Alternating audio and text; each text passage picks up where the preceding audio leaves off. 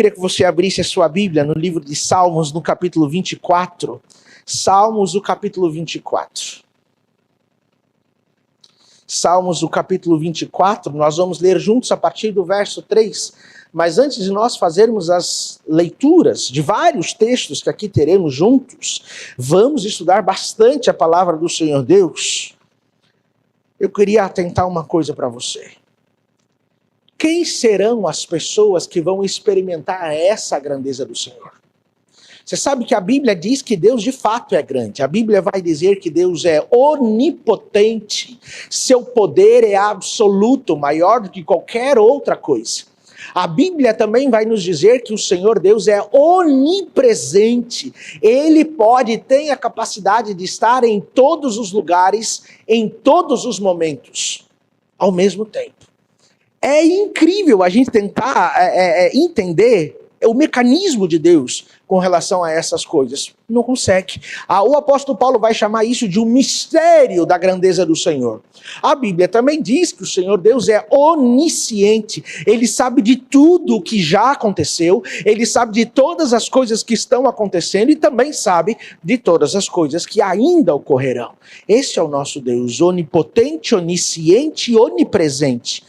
As grandezas dele vai se revelar, o poder dele pode se revelar na vida de qualquer pessoa. E nós vamos ver isso. Só que para usufruir de quem de fato Deus é, a Bíblia nos dá um passo a passo. Ou seja, Deus ele é grande, não para todos, para aqueles que querem, para aqueles que permitem e para aqueles que, de acordo com o que nós vamos ver hoje à noite, seguem esse passo a passo. Deus é onisciente, não para todos, embora ele seja onisciente. Mas ele sabe quem você é, o que você faz, as coisas que se passam no teu coração, na tua mente, as tuas angústias. Ele conhece tuas necessidades e ele vai trabalhar em prol disso, mas não faz isso com todos. Nós vamos ver hoje em quem que o Senhor faz isso. Ele está em todos os lugares? Sim, ele é onipresente. A gente até viu durante as 10 noites, os 10 dias sobre o Espírito Santo que trabalhamos aqui na última semana. A gente viu que o Espírito Santo está em todos os lugares, trabalhando em todos os corações, conduzindo todas as pessoas para o conhecimento da verdade, para revelar os planos de Deus para a vida dessas pessoas. Mas embora a ação do Espírito Santo haja em todas, a presença de Deus não é sentida por todas. E é isso que nós vamos ver hoje. Porque quem vai usufruir de quem Deus é? Quem vai usufruir da grandeza do Senhor, do poder do Senhor, da presença do Senhor? É sobre isso. Porque nos próximos sermões nós vamos ver o que Ele é, quem Ele é, o que Ele faz e as coisas que Ele quer fazer na minha e na sua vida. Mas hoje nós vamos ver quem vai usufruir dessas coisas. Quem? Ao invés de colocar esse sermão lá para o final, a gente está colocando para o início. Para dizer o seguinte, não adianta você ouvir de promessas. Não adianta o Senhor dar respostas, apontar caminho, iluminar. Não adianta o Senhor mudar e transformar a realidade, se eu não sou quem vai ser aquele que vai usufruir dessas coisas. Agora a minha pergunta antes de nós começarmos é, você quer ser a pessoa que vai usufruir de tudo aquilo que Deus quer ser? Se é sim, a gente precisa orar. Se é assim, a gente precisa nos colocar diante de Deus para que Ele de fato use essa mensagem para falar a nós. Para que a gente, nesse passo a passo que a Bíblia vai nos apresentar, a gente possa de fato não ser só conhecedores do texto, mas praticantes. Então vamos orar? Senhor Deus, Teu nome seja exaltado mais uma vez. O Senhor nos deu lindos momentos aqui na Tua presença nessa noite. A chuva que cai lá fora, que molha a terra seca, que está mudando algumas realidades. Nós clamamos que seja um símbolo da chuva que pode cair aqui dentro, transformando, molhando, irrigando, tornando fértil aquilo que está seco, sem vida em nossa vida. Por favor, em nome do Senhor Jesus, continue presente. E através do Espírito Santo nos dê o entendimento da Tua palavra. E também através do Espírito Santo nos faça não só compreender e entender, mas também nos dá poder, Senhor, nós imploramos, para que possamos praticar o que nós vamos ouvir nessa noite. A mim me escondo atrás da rocha que é maior do que eu, o Senhor Jesus. Que eu não fale por mim mesmo, que o Senhor use a minha boca, mas que o Senhor coloque as palavras nela. E que essas palavras venham de encontro às necessidades da nossa igreja, de cada indivíduo aqui, e aonde quer que essa mensagem possa chegar pela influência do Espírito Santo. Por isso nós nos entregamos nas tuas mãos em nome de Jesus. Amém. Então, Salmo capítulo 24, verso 3 e diante, diz assim o texto bíblico: quem subirá ao monte do Senhor? Quem há de permanecer no seu santo lugar? O verso 4 diz: o que é limpo de mãos, puro de coração, que não entrega a sua alma à falsidade, nem jura dolosamente.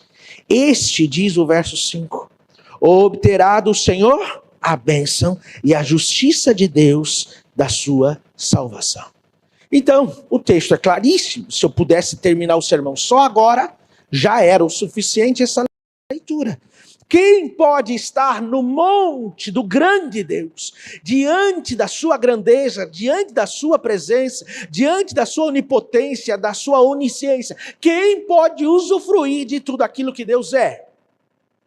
Quem pode, diz o verso 5, obter a bênção do Senhor, a justiça e a salvação de Deus? Aí o verso 4 vai dizer: aquele que é limpo de mãos. Está falando de atos corretos. Uma vida íntegra, uma vida correta. A mão na Bíblia é sinônimo de serviço, de trabalho, de atividade. Um dia a dia que viva o Evangelho, que viva a mensagem, que viva o plano de Deus, não só com discursos, mas com ações. Então este é o primeiro item da lista. O texto vai dizer também no verso 4 que é aquele que é puro de coração. Coração na Bíblia não é só símbolo de emoções, de sentimentos, mas quando a Bíblia fala de coração, está falando da mente. E quando a Bíblia está dizendo de pureza de coração, está falando de pureza de pensamentos. Aí eu não consigo não linkar esse texto com aquele texto que Paulo vai falar, tudo que é amável, tudo que é respeitável, se existe boa fama, se alguma virtude há, que seja isso que ocupe o vosso pensamento. Então, os puros de coração são os puros de pensamento. Não é que são as pessoas ingênuas, mas são aquelas pessoas que não se permitem se contaminar com as coisas que o mundo tem aí oferecendo, vem aí oferecendo para contaminar. O texto ainda diz: o que não entrega a sua alma à falsidade. Falsidade, algumas versões vai falar a mentira. Né? Aquele que não participa do engano, aquele que não participa das falsidades, aquele que não participa daquilo que contradiz a palavra do Senhor Deus. Uma coisa é a gente respeitar a opinião dos outros. Outra coisa é a gente ser conivente com os erros. E muita gente até às vezes sobe aqui à frente, não é o caso da nossa igreja, eu não vejo isso aqui com frequência, mas em alguns púlpitos, algumas pessoas vão à frente para dizer que pode uma coisa que claramente Deus disse não pode. Ali a falsidade está sendo levada. Tudo bem, eu não quero entrar em debate, então não vou falar nada. Está tudo certo. Só que eu não posso compactuar, concordar. O texto está dizendo aqui claríssimo que quando uma coisa é errada, que quando uma coisa é mentirosa, que quando a falsidade não é verdadeiro. Então, aquele que quer usufruir de quem Deus é, da sua grandeza, da sua onipresença, onisciência, onipotência, este não pode compactuar com o erro. Ele vai respeitar, vai falar com carinho, vai falar com amor, não vai entrar em debates. Debates não provêm de Deus. Deus não precisa de advogados. Nossa vida prega por si só. Mas ele não pode compactuar. Pode o puro se misturar com o profano? De forma alguma. É isso que o texto aqui está dizendo. Também vai dizer que aquele que não jura dolosamente quer dizer falsamente. Nem para tirar vantagem, viu? É só uma mentirinha aqui, não dá nada. Não. Este, diz o verso 5, obterá a bênção do Senhor. Esse salmo vai dizer não sobre a grandeza de Deus, mas vai falar sobre o tipo de pessoa que realmente experimentará a grandeza do Senhor. No Salmo 37, o texto bíblico continua com uma lista de coisas que, de fato, eu e você precisamos aprender para usufruir daquilo que Deus quer fazer na minha vida e na sua totalidade. Muitos de nós já usufruímos do que Deus tem feito e quer fazer. Muitos de nós já experimentamos a ação de Deus na minha vida e na sua. Só que a grande realidade é que às vezes a gente precisa de mais e Deus não está fazendo mais. Não é porque não quer, tem alguns motivos.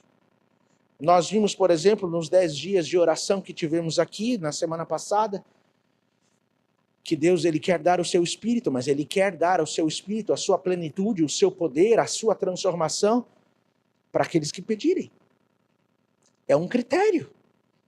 E nós como igreja precisamos pedir, e às vezes não pedimos porque não queremos uma mudança.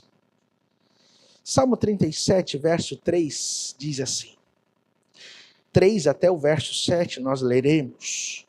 Confia no Senhor e faz o bem. Habita na terra e alimenta-te da verdade. Agrada-te do Senhor e Ele satisfará o desejo do teu coração. O texto ainda vai dizer, entrega o teu caminho ao Senhor. Confia nele e o mais Ele fará. E o que Ele vai fazer? Verso 6. Fará sobressair tua justiça como a luz. O teu direito, ou seja, as tuas ações corretas, como o sol ao meio-dia. Descansa então no Senhor e espera nele. Não te irrites por causa do homem que prospera em seu mau caminho, por causa dos que levam a cabo os seus maus desígnios. O que o texto está falando? Olha o critério. Se você quer, diz o verso 6, em que Deus faça sobressair sobre você a sua justiça, em que Deus de fato realmente abençoe teus planos, abençoe os teus projetos, os teus sonhos, que Ele faça sobressair você, brilhar em você a sua luz, como a luz do meio-dia, aqui está dizendo, teus atos venham ser reconhecidos. A gente precisa, verso 7, descansar e esperar no Senhor. Verso 3, confiar nele e fazer o bem. Verso 5, entregar nossa vida a Ele. E aí eu pontuei algumas coisas. A primeira coisa que pontuei é confie. Confie no Senhor. Confiança não é a ausência de crise, mas é uma presença de convicção mesmo em meio à crise. Fé é obedecer à palavra de Deus, mesmo que a gente não consiga entender o que ela está querendo nos dizer. A Bíblia vai nos dizer em Gênesis capítulo 26, Gênesis capítulo 26, nós vamos fazer a leitura a partir do verso 1, Gênesis capítulo 26, uma atitude de fé, e aqui nós vamos ver uma atitude de fé de Isaac, o filho da promessa, filho de Abraão, o conhecido pai da fé. E aí Isaac, seguindo o exemplo do pai, Abraão, você sabe, Deus chegou para Abraão e falou assim, sai da tua terra, vai para um lugar que eu vou te mandar, lá você vai ser pai de uma grande nação, tão incontável como as estrelas do céu. Deus fez a promessa para ele, e Abraão não questionou o que Deus estava pedindo. Abraão não disse, eu sou muito rico, tenho posses aqui, tenho família aqui, tenho terras aqui. Ele simplesmente, por estar com Deus, se relacionando com Deus, já ter escutado algumas vezes Deus falando com ele, Abraão disse assim, tá bom, Senhor, se o Senhor quer que eu faça, eu não entendo muito bem o que vai acontecer. Eu já sou um homem velho, mas se o Senhor está dizendo que vai cumprir isso na minha vida, quem sou eu para dizer que não vai acontecer? Eu vou indo. E ele foi. Isaac seguiu o exemplo do pai. Olha o que diz o verso 1.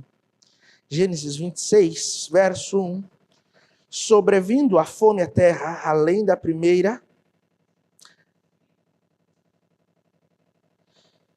Sobrevindo fome à terra, além da primeira ávida nos dias de Abraão, foi Isaque a Gerar, avistar-se com Abimeleque, rei dos filisteus. Verso 2. Apareceu-lhe o Senhor e disse, não desças ao Egito, fica na terra que eu te disser. Verso 3, habita nela, e serei contigo, e te abençoarei. Porque a ti e a tua descendência darei a todas essas terras, e confirmarei o juramento que fiz a Abraão, teu pai. Peraí, veja que Isaac agora, já adulto, com a sua família, ele estava numa terra que era a terra que Deus tinha prometido ao seu pai. Só que aquela terra era boa, sim ou não? O texto é claríssimo, não estava bom de viver ali. E se o texto está dizendo que não estava bom de viver naquele lugar, o texto também está dizendo o seguinte, que Isaac, não está escrito isso, mas está nas entrelinhas, muito provavelmente com a sua esposa, com a sua família, estava conversando. Quem sabe vamos fazer assim? Quem sabe nós vamos juntar nossas coisas, vamos sair desse lugar e vamos para outro? E Deus chegou para Isaac e disse assim, não saia. Está ruim, está difícil. Está insuportável, porque o texto está dizendo assim, havia uma crise como nunca ainda houve. Estava muito difícil os tempos, a vida de Isaac não estava fácil. Deus estava com ele, sim ou não? Sim, mas a vida dele não estava fácil. Aí Deus aparece para ele e fala assim, está difícil, não está, meu filho? Eu fiz uma promessa para o teu pai, eu vou abençoar essa terra. Eu vou abençoar a sua vida, eu vou abençoar a tua família. Eu fiz uma promessa e eu cumprirei a promessa que eu fiz. Lembrando o título dessa série, eu sou grande e eu farei grandes obras. Só que você precisa me obedecer, não saia, permaneça. Não é isso? Está claríssimo aqui até agora. Mas olha o verso 12. Isaac obedeceu. E sabe o que aconteceu? Diz o texto.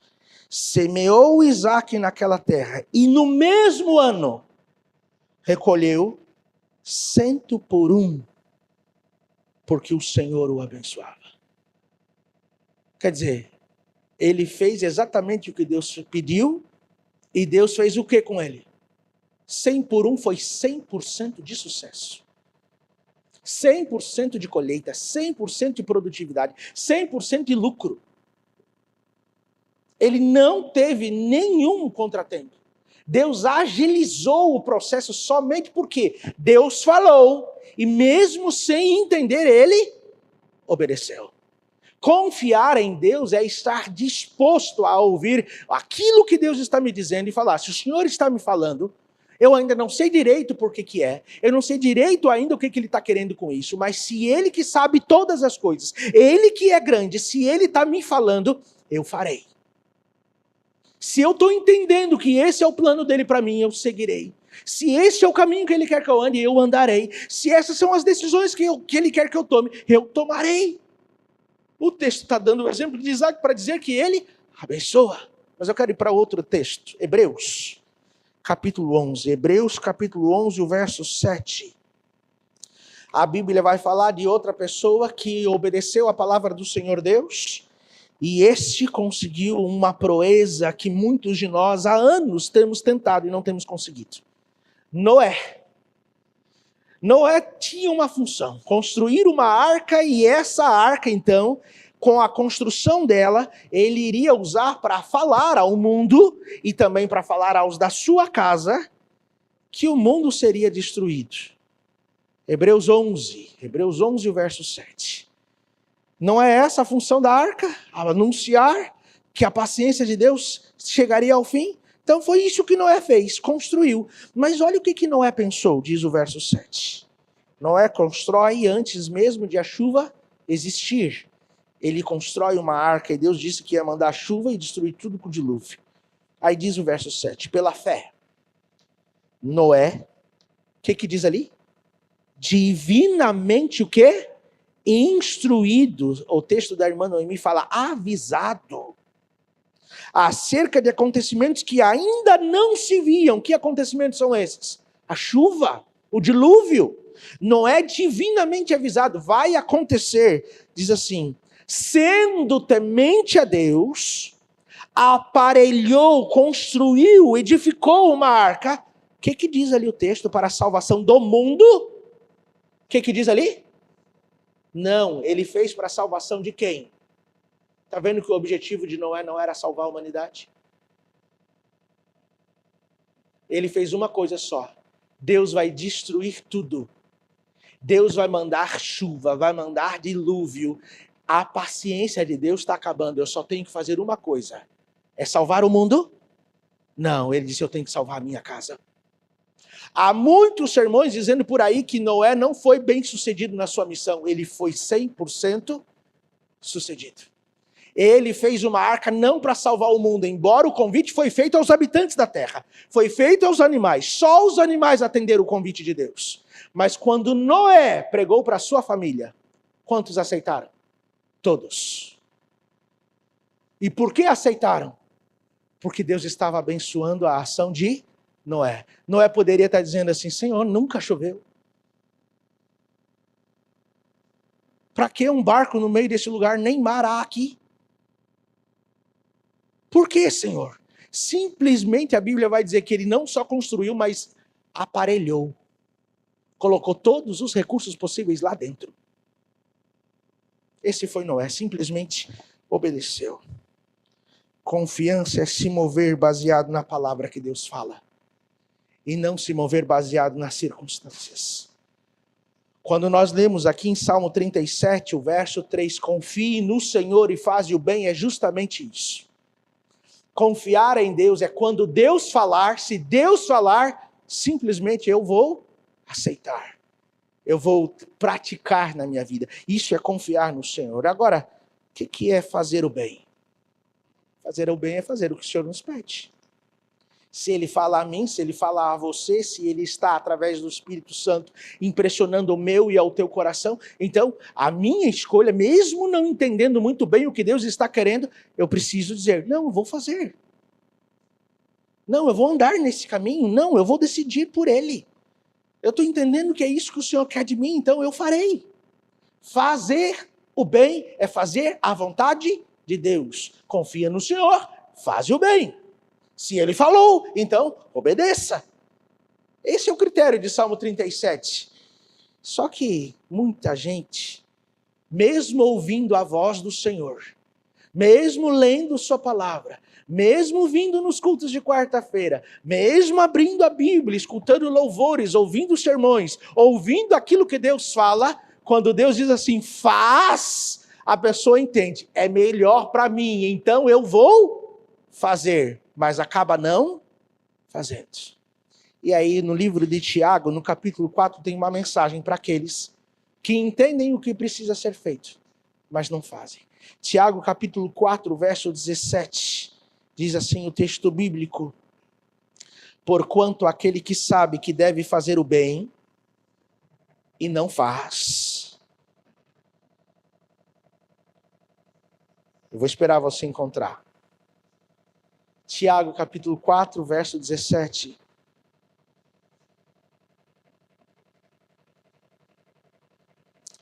Porquanto aquele que sabe que deve fazer o bem e não o faz, nisso está pecando. Deus tem falado ao teu coração? Deus tem te mostrado qual é o caminho? Deus tem te apontado qual é a direção? O Espírito Santo tem impressionado você a fazer a vontade de Deus? Os sermões, os louvores, a pregação, a palavra tem te dito, e você tem dito assim, eu entendo, eu concordo, amém, glória a Deus, mas não tem feito, aqui está dizendo, omissão é pecado. E por que é pecado? No verso 17 do capítulo 2 de Tiago, vira 2 páginas anteriores. Tiago capítulo 2, verso 17. Diz ali, assim também a fé, se não tiver obras, por si só, é morta. Sabe o que significa isso? Não adianta vir à igreja, não adianta ler a Bíblia, não adianta cantar louvores, não adianta dizimar, não adianta ofertar, não adianta fazer boas ações, ajudar o próximo. Não adianta nada disso, não adianta levantar de madrugada para orar, não adianta buscar a Deus na sua casa, não adianta, se Deus te falar e você não fizer. Aqui o texto é claríssimo, assim também a fé, se não tiver a ação, ela é uma fé morta. Ela é uma fé morta. No capítulo 2 ainda, o verso 20 vai dizer, queres, pois, ficar certo, ó homem insensato, de que fé sem a obra é o quê? Ali está dizendo, inoperante. Às vezes eu quero que Deus seja grande na minha vida. Às vezes eu quero que Deus faça as coisas acontecer, que seja onisciente, onipresente, onipotente. A gente busca muito pela onipotência de Deus. Só que o texto está dizendo, de que adianta ele querer ser onipotente se quando ele pede para eu fazer tal coisa, para ele mostrar o seu poder, eu não faço. Vocês estão conseguindo entender? É isso que o texto aqui está nos falando. Salvação, ela é pela graça. Mas o propósito de Deus na minha vida exige movimento. Ação. Ação minha, não dele. Com relação àquilo que ele fala. Deus não chama espectadores para estarem na igreja. Ele chama cooperadores. Aqueles que fazem aquilo que ele pede. O texto vai falar a respeito disso. Em Provérbios, capítulo 16, vai falar sobre entrega. Vamos ver? Porque lá em Salmo 37 diz, confie, faz o bem, entrega teu caminho ao Senhor. E aí em Provérbios, olha o que diz a respeito de entrega. Provérbios 16, verso 13. Aliás, 16, verso 3.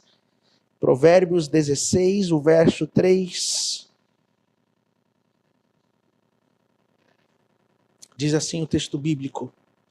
Confia no Senhor as tuas obras, e os teus desígnios serão estabelecidos. O que quer dizer esse texto? Eu coloquei aqui no meu sermão uma outra tradução, a tradução na linguagem viva, é uma tradução mais moderna, e aí o texto bíblico vai falar o seguinte: deixe nas mãos do Senhor tudo quanto você faz.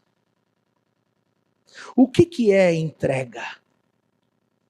O que é entregar ao Senhor, confiar a Ele as minhas obras? É justamente deixar para Ele fazer aquilo que eu não consigo fazer. Às vezes eu estou querendo fazer a obra que só Deus pode fazer. Às vezes eu estou querendo que o Senhor haja, mas eu não estou deixando. Por que eu não estou deixando? Porque a obra que Ele quer fazer depende da minha retirada. Da minha saída. Sabe, eu anotei uma frase aqui que eu li esses dias, que faz muito sentido nessa mensagem. Diz assim, só está pronto para possuir algo quem também estiver pronto para abrir mão disso. O Senhor não vai te dar nada se você não estiver disposto a abrir mão do que Ele te der. De entregar para Ele. Você lembra Abraão? Deus disse, eu vou te dar um filho. Deus demorou e deu um filho para ele. Já era velho. Só que o filho dele só passou a ser o filho da promessa quando? Quando ele estava disposto a abrir mão desse filho. Tem promessas que Deus só vai realizar quando a gente estiver disposto a abrir mão de outras coisas. Senão Deus não faz. O texto de Salmo 37... Aliás, aqui de Provérbios 16, só mais um detalhe que é interessante. Eu anotei aqui, dizendo que entrega essa confiança das nossas coisas nas mãos de Deus. Anotei e vale muito a pena a gente falar sobre isso. É transferência de governo. É quando eu digo assim, Senhor, agora quem toma conta não vai ser eu, vai ser o Senhor. É sobre as tuas regras, é sobre a sua vontade. Quando entrego, eu deixo Deus controlar. Senhor, não consigo mais sozinha não dá. Então agora eu vou deixar o Senhor fazer do teu jeito. Tentei do meu, não aconteceu. Vamos tentar do seu, com certeza vai acontecer. Quando a gente deixa Deus governar, Deus começa a agir. No livro de Gênesis, no capítulo 2, o verso 2. Gênesis 2, verso 2. Vai falar de outro item de Salmo 37, verso 3 a 7. Salmo 37, verso 3 a 7, falamos entrega? Não. Falamos confia? Que mais que nós falamos? Confie, faz o bem, entrega, e lá ainda está escrito, descanse no Senhor. Gênesis 2:2, você conhece esse texto, acho que todos os adventistas do sétimo dia conhecem esse texto. Aqui diz assim, eu preciso aqui falar desse texto, não dá para terminar a mensagem sem falar disso. Havendo Deus terminado no dia sétimo sua obra que fizera, descansou nesse dia de toda a obra que tinha feito. Se você ler em casa o capítulo 1, você vai ver que para cada ação, para cada dia que Deus terminou, ele disse assim: viu Deus que o que havia feito era bom. Aí quando criou o homem no sexto dia, a Bíblia diz: viu Deus que o que havia feito era muito bom. E aí o capítulo 2 começa dizendo que Deus agora no sétimo dia separa esse dia. Separa esse dia para descansar, mas Deus se cansa. A Bíblia diz que o Senhor não se cansa e nem se fadiga. Então que descanso é esse que Deus quis? Quando a gente vai para a língua no original, é aquele descansar de contemplação, é aquele descansar de ficar parado, olhando para tudo que fez e dizendo assim, muito bom, excelente. Aí a Bíblia vai dizer que Deus pega esse dia, o dia de sábado, o sétimo dia da semana, separa para que a humanidade faça isso também. Que a humanidade descanse. Eu não vou falar sobre guarda do sábado aqui, mas eu vou falar no descanso do Senhor.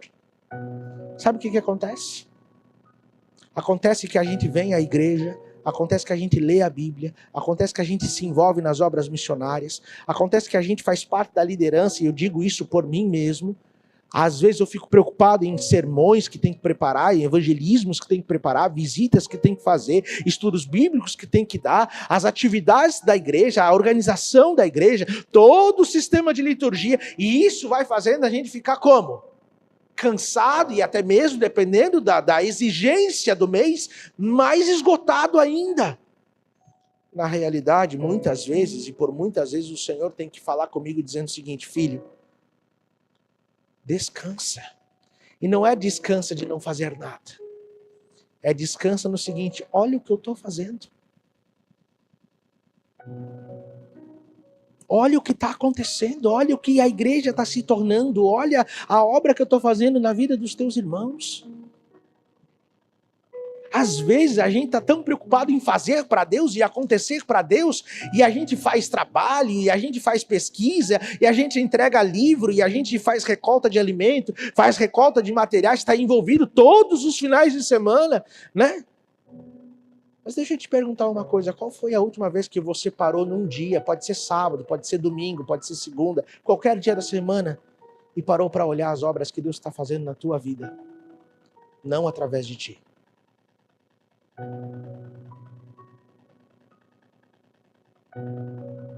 Porque eu não sei, o prato que você hoje colocou a tua refeição, me parece, até onde eu consigo ver daqui, não estava vazio.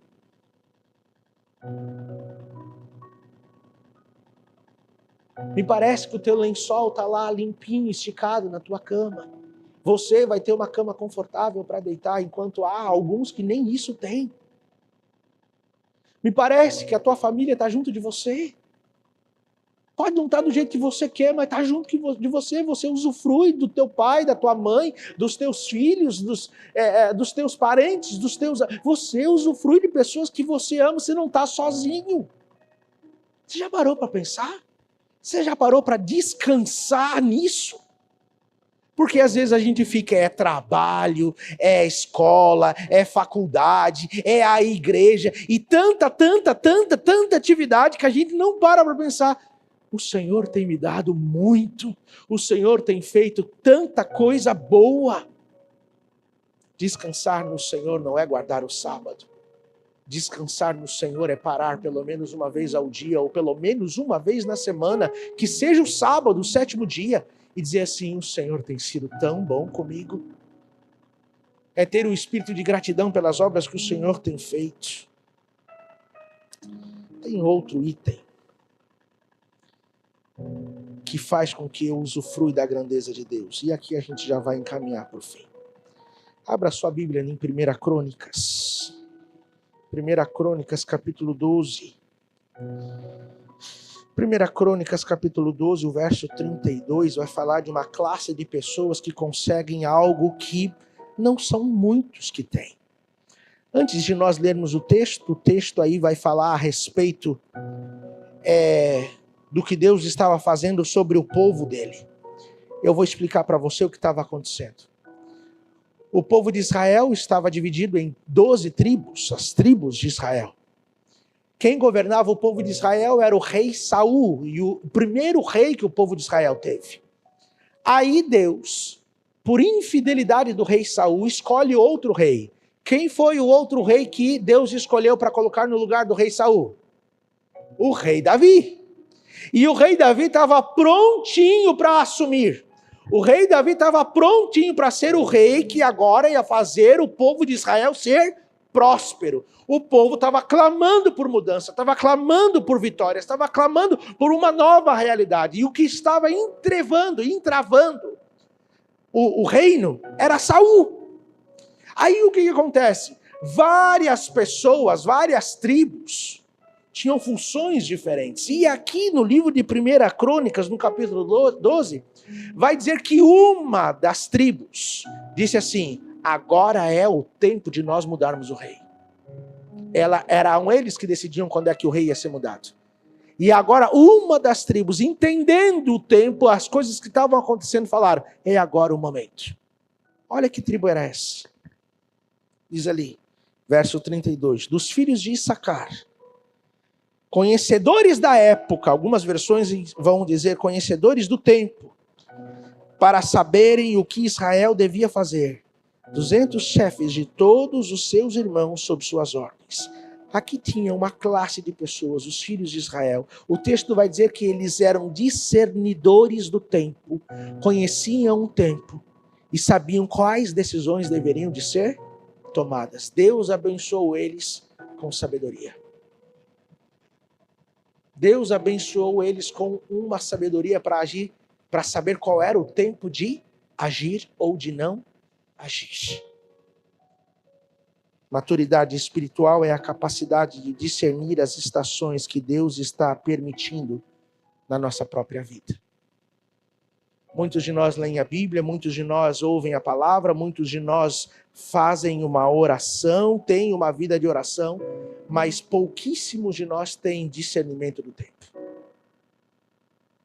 Pouquíssimos de nós conseguem entender quando Deus vai agir e quando Ele não vai.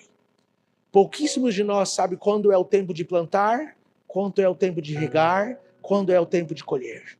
Às vezes Deus está fazendo uma obra respondendo a minha e a tua oração, mas nós, por não termos o discernimento e a maturidade espiritual de conhecermos o tempo, nós queremos agilizar o processo. E na tentativa de fazer do nosso jeito, o que a gente faz? Estraga tudo. Essa é a realidade. Não se trata apenas de conhecer a doutrina, não se trata apenas do tempo de igreja, não se trata apenas de atividade religiosa. A maturidade espiritual é saber quando é tempo de esperar, quando é tempo de agir, quando é tempo de permanecer, quando é tempo de romper, quando algo terminou, quando algo tem que começar. Deus abençoa aqueles que o buscam, aqueles que querem fazer a sua vontade com esse dom. E esse dom tem que ser pedido. Há pessoas que sofrem não por falta de fé, mas por não discernirem o tempo pessoal. Tentam colher quando Deus está plantando, querem acelerar processos quando ainda estão em formação, ou permanecem presas a fases que Deus já diz, encerrou. É isso. Como é que faz para a gente ter esse discernimento? O tempo já avançou, não dá para a gente continuar aqui.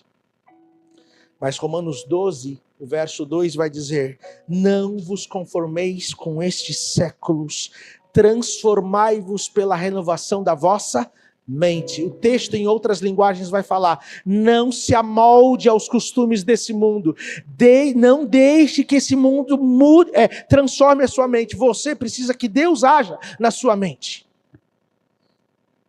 Você precisa que Deus transforme, renove a sua mente. Se nossa mente estiver amoldada, acostumada com os padrões desse mundo, aonde a gente fala assim, não, é normal. Dificilmente a gente vai ter percepção daquilo que Deus quer fazer. Dificilmente. E aí a gente vai querer fazer as coisas de acordo não com o que Deus quer, mas de acordo com o que as pessoas estão dizendo que tem que ser feito. Essa semana que passou, nos 10 dias, eu fui visitar algumas pessoas, junto com o pastor Josué. E ao visitar essas pessoas, junto com o pastor Josué, algumas falaram o seguinte: eu estou para tomar algumas decisões aí na minha vida, e eu estou decidido. Vou fazer desse jeito. Aí o pastor Josué questionou da seguinte forma: mas você consegue entender que o que a palavra de Deus está falando para você fazer é o contrário? Aí a pessoa falou assim: mas eu conversei com fulano. E o fulano era da igreja, tá? E o fulano disse que era melhor que eu fizesse assim. Então, se o fulano é da igreja, pode ser que seja de Deus. Daí o pastor disse assim: mas querido, está aqui, a Bíblia está dizendo, não faça. Por que você está ouvindo fulano? Você está vendo que quando a nossa mente tem padrão do mundo, molde do mundo, pensa igual ao mundo, a gente tem mais dificuldade de entender o que Deus está falando e de executar as coisas no tempo que Deus está pedindo para a gente executar. Então, se a proposta para Ele ser grande na minha vida é que eu entenda o tempo, a ação e a vontade de Deus, eu não posso me deixar moldar pelas coisas do mundo. Não é o que os outros falam, não é o que o influencer fala, não é o que o ator fala, não é o que pastor famoso fala, é o que a Bíblia está dizendo. É esse o trabalho que eu tenho que fazer. É esse o trabalho. Por fim, eu quero terminar com uma pergunta. Teria mais textos para ler, mas eu fico com dó de vocês. A pergunta é a seguinte: nós lemos na primeira passagem, Salmo 24, verso 3, a seguinte pergunta: quem subirá ao monte do Senhor? Quem subirá no monte do Senhor? Quem vai usufruir de quem Ele é, da sua grandeza, da sua onipotência, da sua onisciência, da sua onipresença? Quem? Aí você viu um monte de coisa que foi dito aqui. Subirão ao monte do Senhor aqueles que confiam nele acima das circunstâncias, que fazem o bem quando ninguém está vendo, que fazem o que é correto diante de Deus, não só quando estão na igreja, que entregam o controle e permitem que Deus reine, que aprendam a descansar e contemplar as obras de Deus em sua vida, que discernem a ação de Deus, o tempo de Deus para a sua própria vida. E aqueles que constroem neste mundo, não para este mundo, mas para uma eternidade. Muitas vezes a gente fica aqui tentando trabalhar, ganhar dinheiro, construir casa, comprar roupa, comprar móveis, e tudo aqui parece que se resume em dinheiro e ter as coisas aqui. E aí um dia alguém falou, e eu não sei se eu ouvi de alguém próximo, ou se foi num funeral que eu fui ultimamente, mas alguém disse assim: não vai levar para o caixão. Eu escutei uma pregadora dizendo há muito tempo atrás o seguinte: ela apontou para a câmera, apontou para a igreja e falou o seguinte: irmã, este sofá que teu marido está se matando para você ter na sua sala, deixando de ter comunhão, trabalhando para te dar esse sofá. Aí ela diz assim: o diabo no milênio vai andar em cima dele. Faz todo sentido. Está errado ter um bom sofá dentro de casa? Está errado ter um bom carro na garagem? Está errado ter uma boa casa? Só está errado quando isso te tira de Deus. Está vendo? Não dá para ter as duas coisas. Dá para você ter Deus e não precisar se preocupar que Ele vai botar um bom carro na tua garagem, um bom sofá na tua sala, boas roupas no teu guarda-roupa, boas comidas na tua geladeira. Ele vai cuidar de você. Adai pregou isso no domingo. Ele vai ser o teu pastor. Ele não vai faltar. Amém? Agora, para isso acontecer, eu e você teremos que tomar uma decisão. Quem seremos? A pergunta é: quem subirá ao monte do Senhor? Porque somente quem vive para fazer a vontade de Deus e permanece para sempre ao lado dele, vai ser esses que vão estar na sua presença. Que essa quarta-feira sirva para você ter essas orientações. As próximas quartas-feiras é quem Deus é e o que Ele vai fazer. Venha para muita promessa. Vamos nos colocar em pé e vamos terminar a mensagem com uma palavra de oração. Que Deus abençoe você, que você reflita nessas palavras e que elas de fato fortaleçam a tua fé e te orientem. Vamos orar.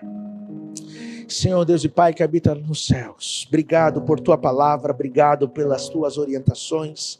O Senhor tem falado ao nosso coração, vai falar durante todas as quartas-feiras que aqui passaremos juntos.